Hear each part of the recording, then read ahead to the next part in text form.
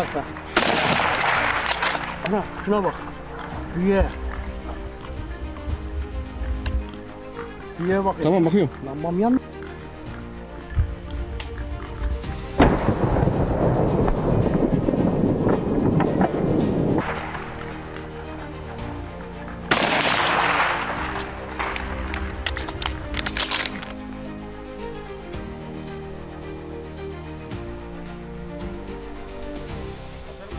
Bunu alır mı?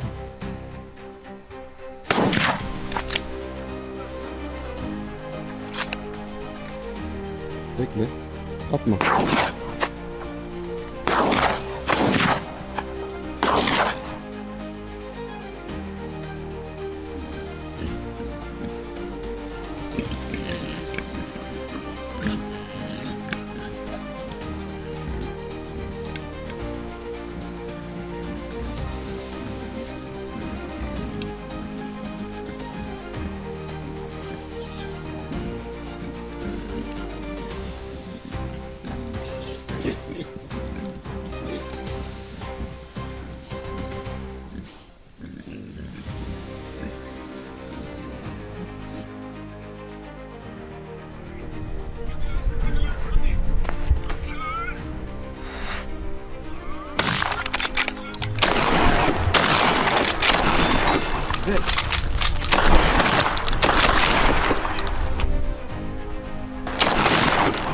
The day was just beginning to dawn, but our adrenaline was already through the roof. In recent weeks, complaints from farmers had multiplied so much that we had lost patience. Crops were ruined, fences uprooted, irrigation systems in shambles. These aggressive and rapidly multiplying feral pigs were no longer just a nuisance, but a real threat. Each female gives birth twice a year, and each litter can produce 10 to 12 piglets.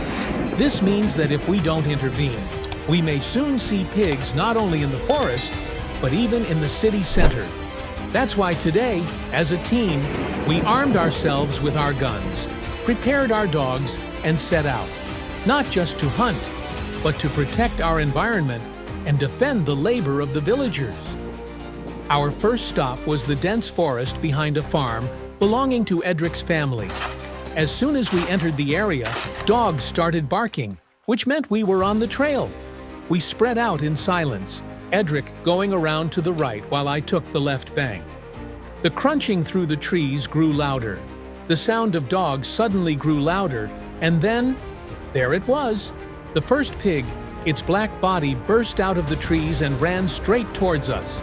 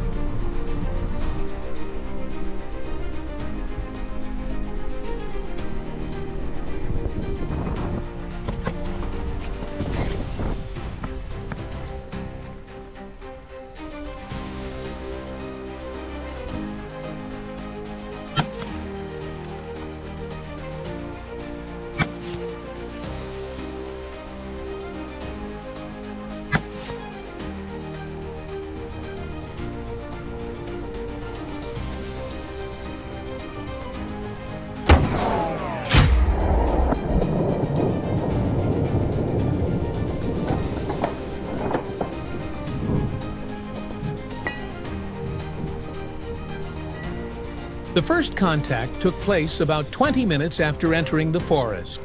One of the dogs first cut the ear, then the other followed. We all know that moment. When the dogs move at the same time, something is close. I raised the thermal camera, and 3 separate heat spots appeared in the darkness. Pigs. We immediately got into position, quietly changed our positions. We released the dogs, and instantly there was the sound of a struggle. A figure jumped out of the bushes. I fired the first shot, but the target was fast, hitting only the tree behind it. The second shot was more precise, right at the level of the front leg. The pig staggered to the ground. When we arrived, we were out of breath but happy. The night was still young, and the first target had been successfully taken. The second herd was much more difficult. This time we were heading towards the lower part of the valley. The trees were denser, the ground more slippery. But here was the stronghold of the pigs, as the villagers called it. As we moved in silence, one of the dogs suddenly barked. Then a howl. Dozens of pigs were running up the valley. Before we knew what was happening, trunks were passing through the trees and footsteps echoed, shaking the earth. So we took up positions, 3 of us on the right, 2 on the left. The first one in front of me was a big pig. We locked eyes. It only lasted a few seconds, but that look was enough. I took aim and fired. A second target appeared behind it, which I quickly knocked down. Gunshots rang out from the side. In total, we took 8 pigs out of this valley. Some big, some younger, but all of them were caught as they ran away quickly and desperately.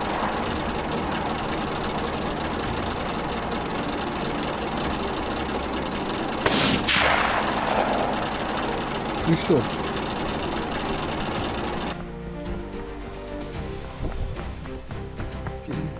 Osman bir şey falan da Osman.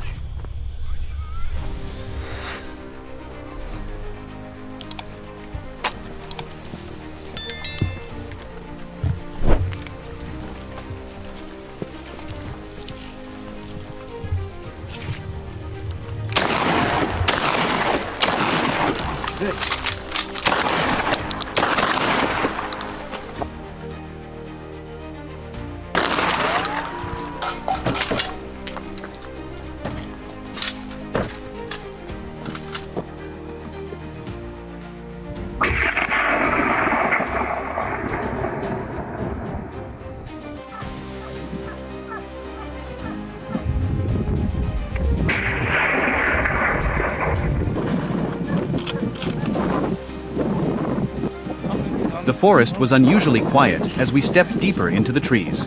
The air was cold, the ground soft from recent rain, and every broken branch under our boots seemed louder than it should have. The dogs were already restless, noses pushing into the damp soil, tails moving quickly. Suddenlyse sie längse Schattered. The unmistakable Grund of a wild boar echoed through the brush. Ten another sound, closer this time. Within moments, shadows began to shift in the undergrowth, and the first boar burst into view, charging with raw strength. Shots cracked, the hunt had started, and the forest came alive. Do you think forest hunts bring more excitement than open fields? Share your opinion in the comments. For full uncut hunts and behind-the-scenes material, join our membership for exclusive access.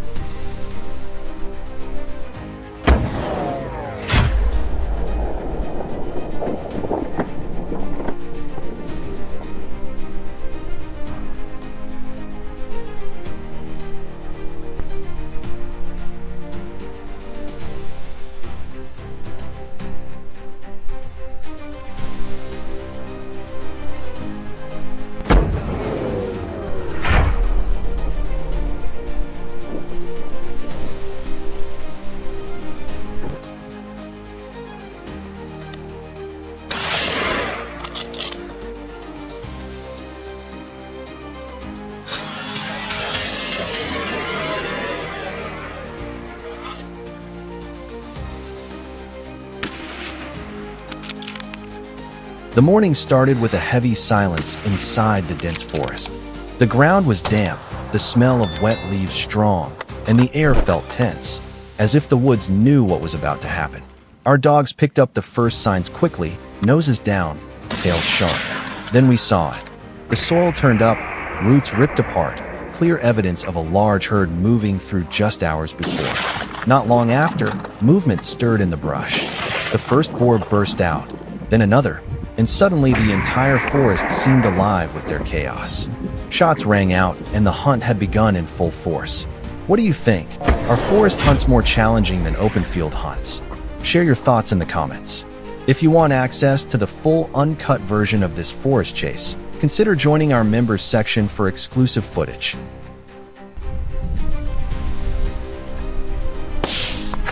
Güzel.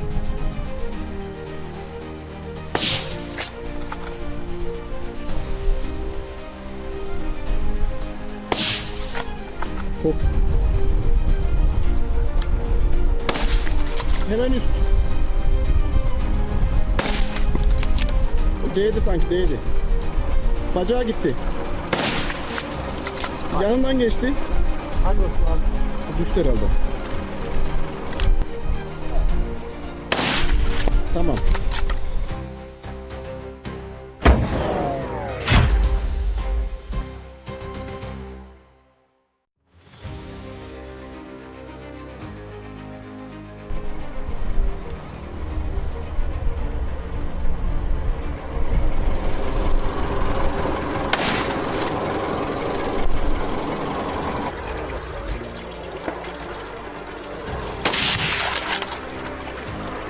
Sürü mü?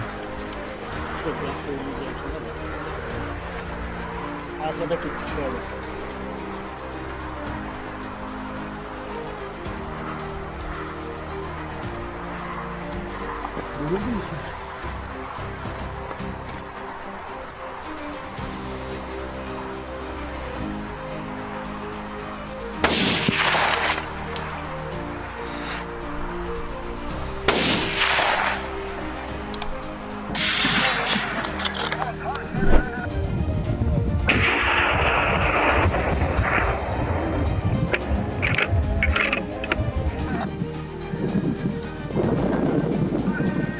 Darkness had fallen by the time we reached the lower valley. Hunting at night carries a special tension. The air feels heavier, and every sound becomes sharper. The first movement came from the shadows, a small group pushing through the grass. Then, all at once, the herd surged forward, a black mass against the dim light. The valley filled with noise, snarling, gunfire, shouting. One by one they were stopped, but the fight dragged deep into the night. By the end, the silence returned, and the valley was still again. Do you enjoy the thrill of night hunts, or do you prefer the clarity of day? Share your opinion in the comments. For raw night vision recordings and special extended night hunts, join our members program for access.